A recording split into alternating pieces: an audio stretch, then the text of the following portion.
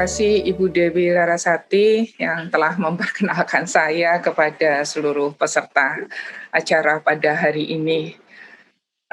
Bapak Ibu sekalian, saya bahagia sekali bisa berada di antara Bapak Ibu sekalian untuk menyampaikan terkait dengan masalah sustainable settlement dan building. Ya. Assalamualaikum warahmatullahi wabarakatuh. Selamat pagi, salam sejahtera untuk kita semuanya. Om Swastiastu, Namo Buddhaya, salam kebajikan. Bapak Ibu sekalian yang saya hormati, kalau kita lihat saat ini sekitar 56,7% penduduk tinggal di perkotaan dan kondisinya akan terus meningkat. Ya, dan diperkirakan pada tahun 2035 sekitar 66,6% itu penduduk akan tinggal di perkotaan. Ya, pertambahan penduduk ini terutama disebabkan dari pesatnya laju urbanisasi yang jika kita tidak antisipasi dengan baik tentunya akan menimbulkan dampak-dampak negatif seperti alih fungsi lahan, degradasi lingkungan, kemacetan, ya, dan juga menurunnya luas ruang terbuka hijau. Ini sudah sering kita lihat saat ini. Kemarin saya jalan-jalan ke Bandung, ya, saya lihat mencari tempat untuk lahan untuk TPST di Kota Bandung. Saya lihat dari atas, aduh, hanya sudah permukiman semuanya ya, sudah habis ruang terbuka hijaunya. Dan semakin juga pesatnya pertumbuhan permukiman kumuh di perkotaan. Ya, kemarin saya juga sempat juga belusukan juga di Bandung, saya melihat hal tersebut ya. Nah, ini tentunya akan berpotensi menyebabkan penularan cepatnya di masa pandemi COVID-19 ini. Dan tentunya ya alhamdulillah sekarang sudah menurun ya, tapi kita tetap harus waspada. Dan yang penting di sini kita lihat padatnya bangunan gedung. Kalau kita lihat di atas, aduh ternyata Bandung itu padat sekali ya. Saya kemarin lihat. Nah, Bapak Ibu sekalian, ini aja, intermezzo aja. Dan berdasarkan dari UN Environment Global States Report 2017, operasional dari bangunan gedung ini juga memiliki kontribusi yang terbesar ya terhadap emisi karbon dioksida ya, yaitu sebesar 72%. Ya, ini sudah statement ya, dan berdasarkan data dari Intergovernmental Panel dan Climate Change Port Assessment Report and Climate Change 2007 di seluruh dunia bahwa bangunan gedung ini menyumbangkan sepertiga emisi CO2, mengkonsumsi 12% air bersih, sepertiga sumber daya untuk konstruksinya, dan 30% sampai 40% penggunaan energi, dan 40% penghasil emisi gas rumah kaca. Ya, kalau kita semakin padat dan kondisi ini kita harus pahami, jadi kita harus antisipasi, harus waspada, apalagi kita berada di kampus ya, kita harus memberikan masukan-masukan kepada pemerintah apa yang harus kita lakukan. Dan mengingat posisi Indonesia yang saat ini berada ring of fire ya, kita kan berada di ring of fire, cincin api Pasifik dan lingkaran api Pasifik yang merupakan area sebaran 75% seluruh gunung api di dunia, ini menjadikan Indonesia sebagai salah satu negara yang sangat rentan ya terhadap bencana dan juga aktivitas geologi, gempa bumi, tsunami, bahkan juga gunung meletus yang menyebabkan tentunya adalah kerusakan dari bangunan-bangunan gedung. Ya, padahal kalau kita lihat kita ini manusia berapa jam sehari di dalam bangunan gedung. Ya, kalau bangunan gedung tersebut tidak andal, bagaimana nasib kita? Ya, oleh karena itu, maka keandalan bangunan gedung ini akan menjadi hal yang sangat penting ya dalam penyelenggaraan bangunan gedung yang ada di Indonesia. Nah, Bapak Ibu hadirin sekalian yang saya hormati, dalam aspek perspektif pembangunan perkotaan, kejadian pandemi COVID-19 ini pada hakikatnya ini merupakan suatu momentum pembelajaran ya. Ada hikmahnya walaupun kita juga sedih ya. Pembelajaran buat kita sekaligus juga untuk merefleksikan kembali tentang perencanaan perancangan perkotaan, serta pengembangan wilayah yang tentunya harus berketahanan dan juga mampu untuk menghadapi situasi pandemi di masa sekarang, di masa depan, dan kita harus memperhatikan bagaimana kebutuhan fasilitas medis, ya, baik sarana prasarananya ini sebagai bagian dari pelayanan perkotaan. Ini harus tersedia dan sesuai dengan standar kesehatan, ya. Dan juga kita harus bisa melakukan pengendalian dari kepadatan penduduk yang dikarenakan potensi penyebaran virus corona tadi akan tinggi di kota-kota yang densitas penduduknya itu sangat tinggi.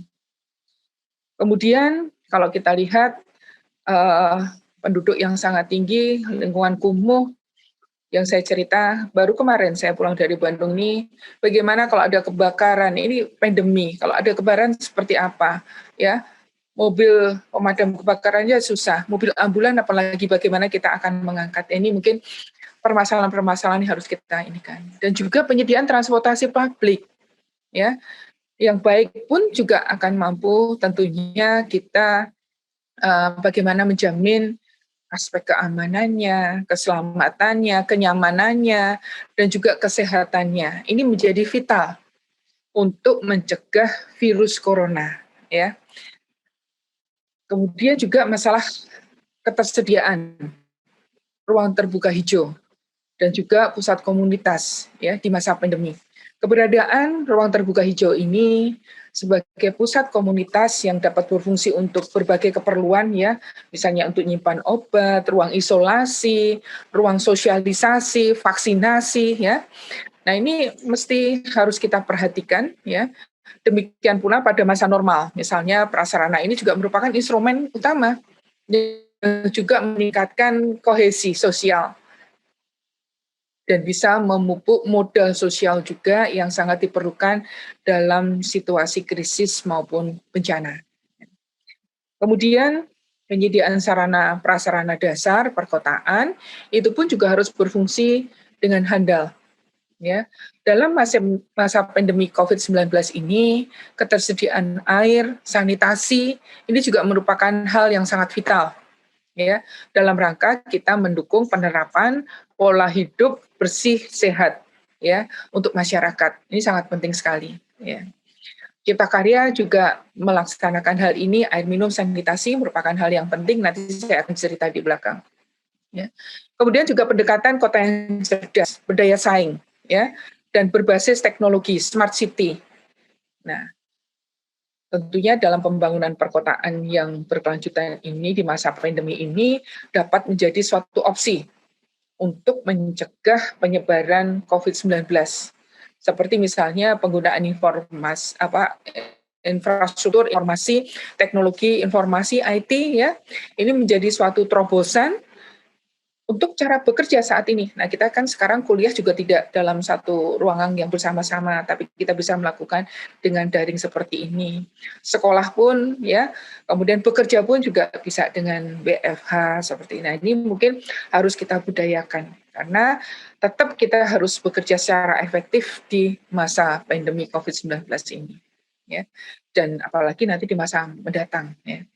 Dan Bapak Ibu sekalian, lemahnya kesadaran masyarakat akan kesehatan lingkungan ini juga mempengaruhi fungsi normal kota selama keadaan darurat, sehingga kekurangan kesadaran publik ini akan menyebabkan hilangnya peluang respon dini ini. Kalau kita lihat juga kawasan perkotaan kita ke depan ini juga harus dipastikan bisa memiliki dukungan infrastruktur pemukiman yang memadai, ya, dalam rangka mewujudkan kota yang layak huni, kota hijau yang berketahanan iklim dan bencana, dan kota cerdas, berdaya saing, dan berbasis teknologi smart city, jangan hanya sebagai slogan, tapi kita harus mulai dari saat ini, ya. Slogan-slogan kita banyak, SDGs dan sebagainya kita harus ikuti, namun bagaimana kita implementasinya? Apalagi kita mengetahui kondisi yang ada di sekitar kita. Bapak Ibu hadirin yang saya hormati, upaya untuk mewujudkan ruang yang aman, nyaman, produktif, dan berkelanjut ini adalah sebagai pilar reformasi pembangunan perkotaan dan wilayah. Ya, ini dilakukan dengan pendekatan secara hierarki, ya, di aras penataan ruang hingga ke penataan bangunan gedung. Ini terbagi dari 4 tingkatan, yaitu adalah bangunan gedungnya, ya, kemudian lingkungannya, kawasannya, dan kotanya, ya. Dan berdasarkan dari Undang-Undang 26 tahun 2007 tentang penataan ruang, yang substansinya diatur kembali oleh Undang-Undang 11 tahun 2020 tentang Cipta Kerja, ya, pengaturan ruang itu dilakukan berdasarkan rencana tata ruang, beserta juga dengan peraturan zonasi atau zoning regulation-nya. Sedangkan untuk penyelenggaraan bangunan gedung di Indonesia ini dilaksanakan sesuai dengan ketentuan Undang-Undang 28 tahun 2002 tentang bangunan gedung. Dan substansinya diatur kembali ya di dalam Undang-Undang 11 tahun 2020 tentang Cipta Kerja. Jadi undang-undang ini keduanya mengalami omnibus law dan masuk di dalam Undang-Undang Cipta Kerja. Dan implementasinya pun juga saat ini sudah disahkan dan sudah kita lakukan melalui peraturan pemerintah nomor 16 ya tahun 2021, yaitu tentang peraturan pelaksanaan Undang-Undang tahun 2008 tahun 2002 tentang bangunan gedung yang merupakan Building Code Indonesia. Undang-undangnya masih ada, tapi sebagian ruhnya, sebagian besar ini masuk di dalam Undang-Undang Cipta Kerja. Dan artinya di sini harus ada kemudahan-kemudahan yang harus kita lakukan. Ini yang harus kita pahami bersama. Bapak Ibu hadirin yang saya hormati, pembangunan yang berkelanjutan ini adalah proses ya, pembangunan yang dilakukan untuk memenuhi kebutuhan sekarang, tapi tidak boleh mengorbankan untuk pemenuhan kebutuhan generasi yang masa depan. Dengan prinsip tentunya harus ramah lingkungan, ya, hemat energi, ya, yang ini meliputi ada 3 aspek. Bagaimana masalah lingkungan fisiknya, sosialnya, dan juga ekonominya. Nah, dalam konteks penyelenggaraan permukiman dan bangunan gedung yang berkelanjutan, ini diperlukan adanya keterpaduan, ya, baik dari segi aspek teknis, aspek ekonomi, aspek sosial, dan jangan ketinggalan adalah aspek lingkungannya, yang tentunya secara efektif dan efisien untuk kita menggunakan sumber daya yang berkontribusi untuk pengurangan dari emisi karbon dioksida. Ya. Dan dalam perspektif global, Indonesia ini berkomitmen, ya tadi juga disebutkan juga di dalam pembukaan, ya bahwa harus mendorong bagaimana pencapaian dari Sustainable Development Goals, ya.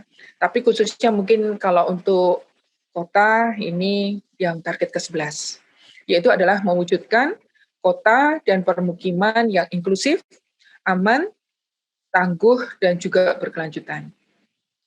Nah, selanjutnya pada tataran nasional, ini juga telah diterapkan juga sasaran spesifik dari target tersebut, yaitu adalah untuk menjamin akses masyarakat terhadap perumahan yang layak, aman, dan terjangkau bagi semua, serta pelayanan dasar dan penanganan permukiman kumuh ya pada tahun 2030. Ya. Kita menyadari bahwa kondisi yang ada di Indonesia masih banyak permukiman-permukiman kumuh ya, dan permukiman kumuh ini semakin kita lakukan penanganannya, ternyata kok di sana tambah muncul kumuh lagi. Kita harusnya bersama-sama, tidak bisa hanya Kementerian PUPR saja. Kita harus bersama-sama dengan daerah, dengan masyarakat, ya, dan semuanya. Kita komit untuk 2030 ini tidak ada kumuh lagi. Ya. Nah, dalam periode 2015-2019, Direktorat Jenderal Cipta Karya ini juga telah melaksanakan amanat dari RPJMN yang dituangkan di dalam Rencana Strategis Direktorat Jenderal Cipta Karya 2015-2019 Dan program yang dilaksanakan ini ditujukan untuk pemenuhan layanan infrastruktur dasar yang layak, ya, untuk mewujudkan kualitas hidup manusia Indonesia. Ini sejalan dengan infrastruktur untuk semua, ya. Dan pencapaian pembinaan dan pengembangan infrastruktur permukiman hingga akhir tahun 2019, ini boleh saya cerita sedikit bahwa cakupan pelayanan air minum nasional itu melalui pembangunan SPAM, targetnya 26.928 liter per detik. Tapi memang kami baru mencapai 25.366 liter per detik. Ya. Untuk pengembangan kawasan permukiman dengan target penurunan luas kawasan permukiman kumuh perkotaannya 38.000, tapi tercapai 32. Jadi masih ada gap, ya, belum 100%, masih ada gap. Yang kumuhnya juga masih ada tersisa 6.000-an hektar, ya, 6.000 hektar.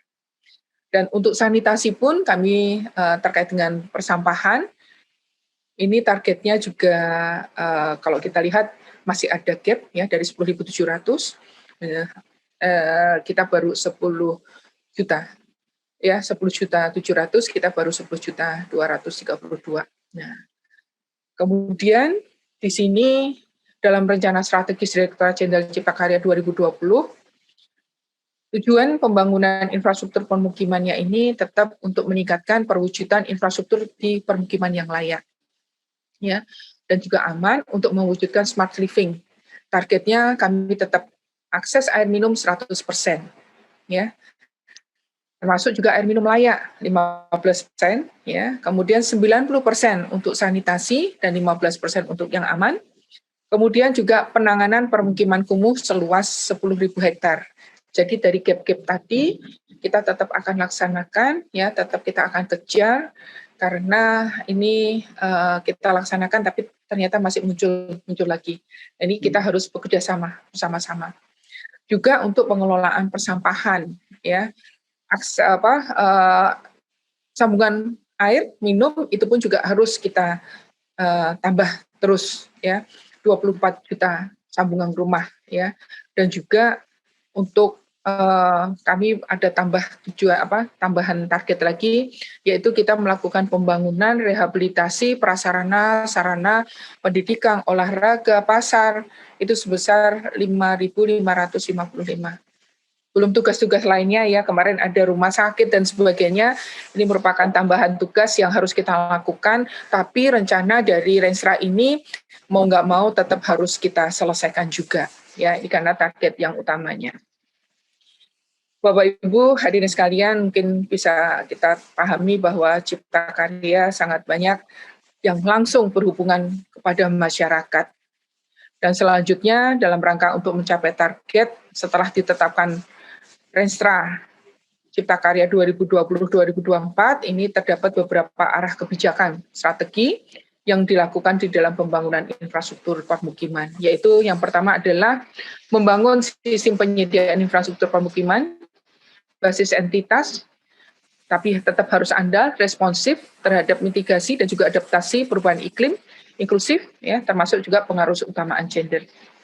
Nah, ini harus bersifat return investment dalam setiap tahapan penyelenggaraan infrastruktur permukiman.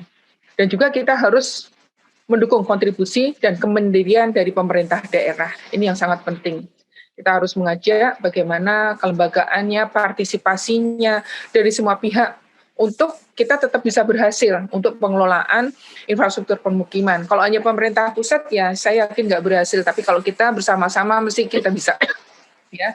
Dan juga kita harus menerapkan inovasi terbarukan dan tepat guna dalam implementasi untuk penyelenggaraan infrastruktur permukiman. Nah, ini banyak sekali yang harus kita gali inovasi-inovasi baru ini. Ya. Nah, Bapak Ibu yang kami hormati, kalau kita lihat dari perspektif normatif banyak sekali undang-undang, ya. Ada Undang-Undang 9, Undang-Undang 1 2011, Undang-Undang 28, Undang-Undang 12, ya, tentang perumahan dan kawasan permukiman, juga Undang-Undang 16 yang tadi tindak lanjut yang Cipta Kerja, PP dari 16, PP 14 ya, ini banyak sekali. Saya nggak usah sebutkan satu persatu. Tetapi ini harus dipahami dan harus dilakukan ya, dimengerti. Kalau enggak nanti kita tidak sesuai dengan target yang harus kita lakukan. Termasuk permen-permen untuk pelaksanaannya ya. Nah, secara normatif regulasi yang telah cukup lengkap ini, tapi penerapannya ya regulasi ini yang perlu harus dikawal ya, dan juga harus didukung oleh seluruh pemangku kepentingan, baik pemerintah pusat, pemerintah daerah, swasta, masyarakat, sesuai dengan peran dan kewenangannya dalam upaya untuk perwujudan permukiman dan bangunan gedung yang berkelanjutan. Sekarang kita bicara bangunan gedung, ya. Kalau kita lihat definisinya, bangunan gedung ini adalah wujud fisik ya dari pekerjaan konstruksi yang menyatu dalam tempat dan kedudukannya ya. Kalau saya nggak usah ini aja. Tapi fungsinya ini bisa sebagai bangunan hunian, tempat tinggal, kegiatan keagamaan, ya kegiatan usaha, kegiatan sosial, budaya. Ini sesuai kita ambil dari PP ya, dari undang-undangnya. Nah, pengaturan bangunan gedung ini juga bertujuan untuk mewujudkan bangunan gedung yang fungsional dan tentunya harus sesuai dengan tata bangunan yang serasi selaras dengan lingkungan yang berkelanjutan. Jadi antara bangunan gedung dengan tata ruang ini memang harus selaras. Kalau nggak selaras, kita mesti nanti tidak berhasil di dalam pengelolaan lingkungannya. Nah, ini pengaturan penyelenggaraan bangunan gedung ini juga telah ada di dalam Undang-Undang Cipta Kerja ditekankan untuk pemenuhan dari standar teknis untuk menjamin pemenuhan ketentuan dari tata bangunan dan juga keandalan gedungnya. Nah, standar teknis ini tentunya juga harus berlaku secara nasional. Ya, ini digunakan sebagai acuan bagi seluruh pemerintah kabupaten kota, ya. Dalam menerbitkan, sekarang tidak ada IMB lagi, tapi berubah namanya menjadi persetujuan bangunan gedung, ya, dan tetap harus ada sertifikat layak fungsinya. Dan saya harapkan karena bangunan yang merupakan bangunan gedung hijau yang adaptif terhadap lingkungan, berarti harus ada sertifikat bangunan gedung hijaunya. Sekarang aturannya tidak masing-masing daerah punya aturan sendiri-sendiri, tapi aturannya adalah satu, yaitu Undang-Undang Cipta Kerja dan peraturan pelaksanaannya berdasarkan pada PP 16 tahun 2021 ya, tentang peraturan pelaksanaan Undang-Undang Bangunan Gedung. Jadi semuanya sama ya. Sehingga kalau kita akan proses untuk persetujuan bangunan gedungnya, proses sertifikat layak fungsinya ya, proses sertifikat untuk bangunan gedung hijaunya, ini hanya ada satu aturan, tidak masing-masing diatur, tapi harus memperhatikan dari masing-masing kearifan lokalnya, ya. Nah, ini tentunya semuanya harus memenuhi dari standar teknis bangunan gedung yang memiliki kinerja terukur. Ini untuk bangunan gedung hijau, ya. Bagaimana penghematan airnya, bagaimana penghematan energinya dan sumber daya lainnya. Tapi harus melakukan melalui penerapan dari prinsip bangunan gedung hijau, ya, dengan fungsi dan klasifikasi yang setiap tahap penyelenggaraannya. Ini kan ada aturannya, ada penilaiannya, ya, ada kinerjanya yang sudah sangat terukur. Sehingga memang untuk bangunan gedung hijau ini kalau kita implementasikan harganya memang harus dikalikan, ada indeks koefisiennya ya 0,95. Nah, ini harus diperhatikan. Tetapi kita kalau di awalnya memang agak mahal ya. Bangunan sendiri juga ini tapi agak mahal, tapi nantinya operasional pemeliharaannya ini kita akan dimudahkan. Itu akan lebih murah. Nah, itu harus kita perhatikan ya. Aspek lingkungannya dapat, hemat energi, hemat air, dan sebagainya juga harus dapat. Nah, ini ke depan adalah bangunan-bangunan kita harusnya sudah seperti ini, ya. Nah, upaya penerapan dari penyelenggaraan bangunan gedung ini, ya, dan juga berkelanjutan ini telah dilakukan oleh Direktorat Jenderal Cipta Karya. Kami juga harus memberikan contoh kepada masyarakat bahwa kita sudah melaksanakan ini, baik pada skala kawasan, skala lingkungan, maupun di skala bangunan gedung. Coba kita lihat ya, kita pada skala kawasan. Misalnya prinsip berkelanjutan ini baik secara lingkungan, sosial, dan ekonomi ini diterapkan pada penataan kawasan strategis pariwisata nasional, ya KSPN. Ya, ada di Toba, Labuan Bajo, Borobudur, ya, dan juga ini sesuai dengan arahan Bapak Presiden. Dan salah satu fokus utama adalah untuk memulihkan kondisi ekonomi, ya, mendorong sektor pariwisata khususnya di 10 destinasi wisata strategis nasional, ya.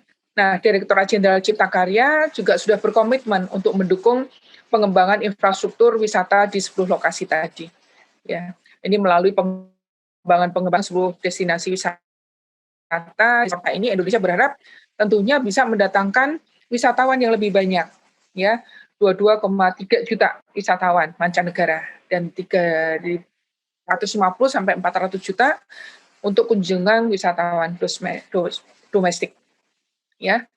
Nah, ini mesti harus kita perhatikan agar kita siap dan tidak kehilangan peluang dan sesegera mungkin bisa memulihkan kondisi ekonomi negara kita, ya, untuk di sektor pariwisata. Kemudian kalau kita lihat dari skala lingkungan, ya, prinsip berkelanjutan ini juga diterapkan di dalam penanganan permukiman kumuh, ya, melalui program Kota Tanpa Kumuh yang sering kita lihat dengan Kotaku. Nah, program ini juga menggunakan pelatihan memposisikan pemerintah daerah sebagai dan pelaku utamanya. Nah, masyarakat ini juga melalui Badan Lembaga Keswadaan Masyarakat (PKM) atau LKM dalam program Kotaku ini dorong perubahan sikap dan perilaku hidup bersehat, ya, akses dan infrastruktur pelayanan dasarnya di kawasan kumuh. Mudah-mudahan ini bisa mendukung peningkatan kesejahteraan masyarakat yang berpenghasilan rendah, ya, dan melalui penyediaan infrastruktur untuk kegiatan-kegiatan yang kita lakukan di permukiman kumuh, ya, dan juga tentunya juga bisa kita harapkan bisa menjaga terhadap wabah penyakit termasuk juga pandemi COVID-19. Nah, kemudian di skala bangunan gedung. Nah, prinsip berkelanjutan ini juga diterapkan di beberapa proyek Kementerian PUPR.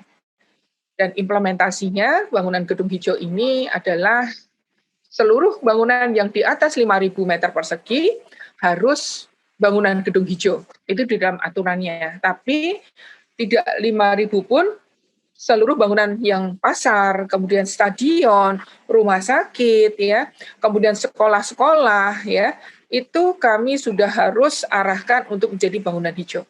Walaupun pada tingkat pratama, ada yang madya, syukur-syukur bisa tingkat yang utama, ya. Nah, ini contoh-contoh yang harus kita dorong untuk melakukan bangunan gedung hijau. Kita harus memperhatikan lingkungannya. Dan saya selalu mengingatkan kepada teman-teman, kalau membangun jangan hanya tebang habis pohon-pohonnya, tapi kita harus memperhatikan bagian mana aja sih yang harus dibangun. Pohonnya biar saja, karena kita menanam pohon itu juga lebih lama daripada kita menebang. Menebang mungkin 1 jam selesai, nggak ada 1 jam selesai. Tapi yang menanam pohon kita butuh waktu lebih dari 5 bulan bahkan tahunan. Ya, ini yang harus kita perhatikan. Kita harus memang memperhatikan masalah lingkungan. Selanjutnya, implementasi bangunan gedung hijau ini tentunya dilakukan pada gedung Kementerian Pekerjaan Umum dan Perumahan Rakyat sendiri, yaitu menggunakan penggunaan solar cell, ya, smart parking, motion sensor, dan lampu-lampunya. Dan ini alhamdulillah ini juga sudah mendapatkan ASEAN Best Practice Award, ya, building hemat energi dan kategori efisiensi energi dan bangunan gedung baru dan existing, ya. Ini mulanya juga cukup sulit, ya, adaptasinya, tapi kita harus paksa mereka ini termasuk penggunanya untuk menggunakan bangunan gedung yang ini. Ini lama-kelamaan kita berkebiasa, tapi ini juga harus di-maintain, jangan hanya sekali aja, tapi harus ada evaluasinya, di-maintain agar tetap fungsinya bangunan gedung hijau ini masih tetap, dan kita tetap penilaiannya juga tetap utama, ya. Ini adalah yang platinum, ya, di Kementerian PUPR.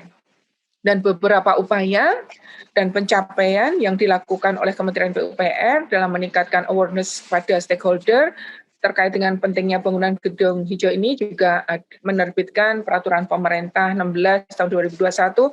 Di situ kemarin bersama-sama ya kita bagaimana untuk penyelenggaraan bangunan hijau. Kita Pak Wahyu Sujatmiko nanti ada ya di narasumber ini, beliau yang bersama-sama kemarin melakukan penyusunan ini ya. Kemudian ada juga peraturan menteri yang khusus untuk bangunan gedung hijaunya, yaitu di Permen 21 ya tahun 2021. Dan sejak tahun 2019 ini Kementerian PUPR itu juga sudah meraih ya tadi yang gedungnya juga sudah meraih sertifikat Platinum Green SIP kawasannya. Nah, Platinum untuk New Green Building-nya. Ya, ini mudah-mudahan akan menjadikan contoh. Di Bandung juga harusnya ada. Di Bali saya juga minta harus ada ya. Di Jogja semuanya, di seluruh provinsi. Kalau belum ada toolsnya, ayo kita bantu untuk membuatkan toolsnya. Dan kita ajak semua bangunan gedung hijau. Nah, ini harus kita perhatikan.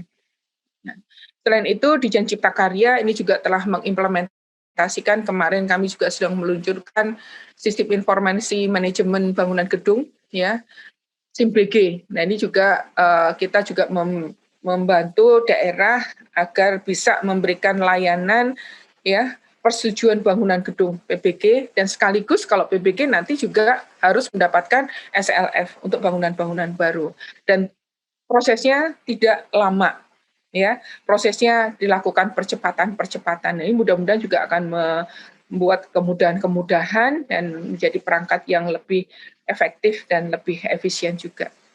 Nah, Bapak Ibu hadirin yang saya hormati, mudah-mudahan kemudahan-kemudahan ini bisa kita nikmati, kita lakukan.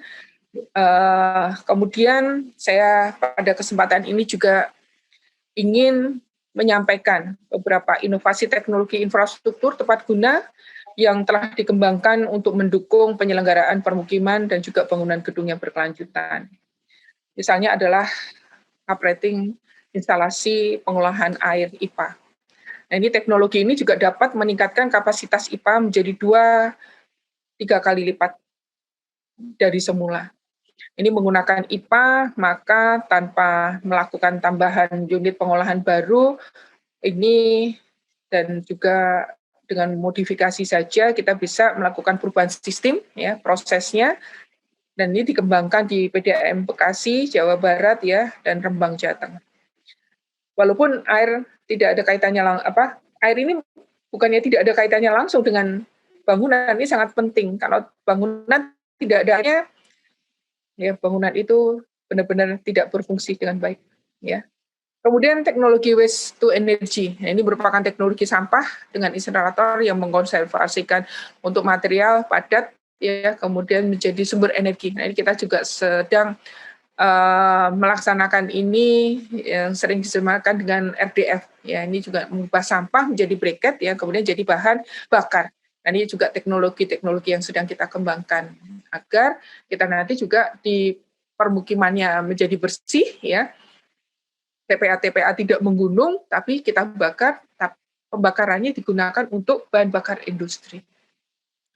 Kemudian juga rangkaian multiple aerator, ya, dan Merotech Biotur. Ini juga teknologi yang mengurangi kandungan logam, air baku, mengendapkan laruran limbah, ya, dalam pengelolaan air bersih. Nah, ini mungkin Cipta Karya tidak hanya bangunan, tapi air, sanitasi juga merupakan bagian utama dari kita.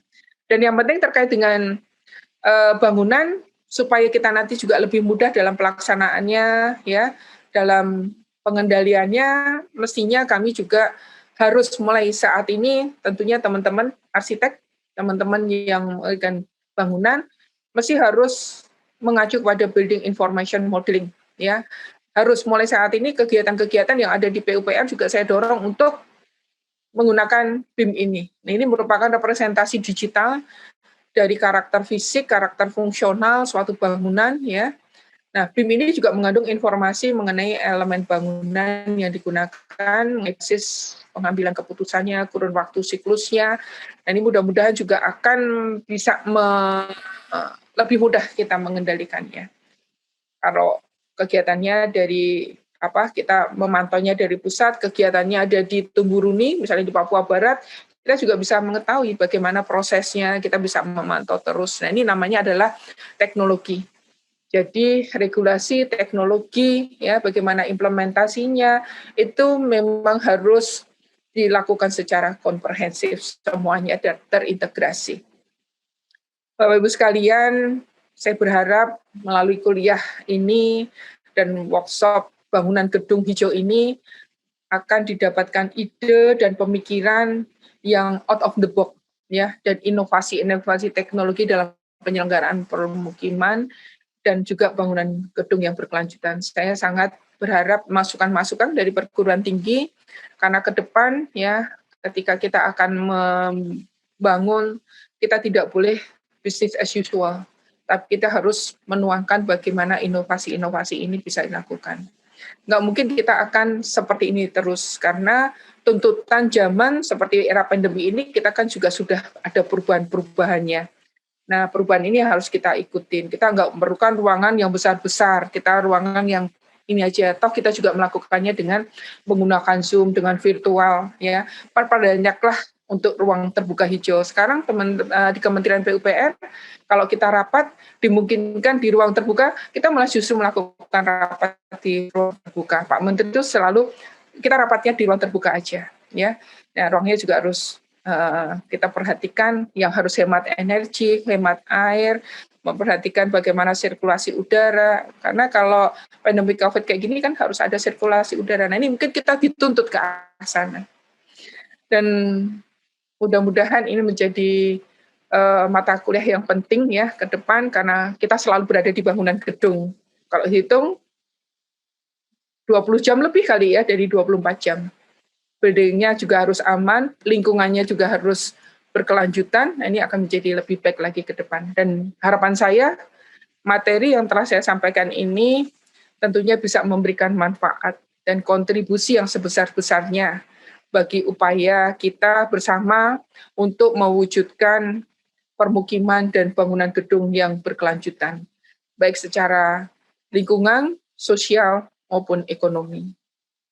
Demikian mungkin apa yang bisa kami sampaikan, mungkin nanti kita bisa berdiskusi lebih lanjut lagi. Sekian, terima kasih dan wassalamualaikum warahmatullahi wabarakatuh.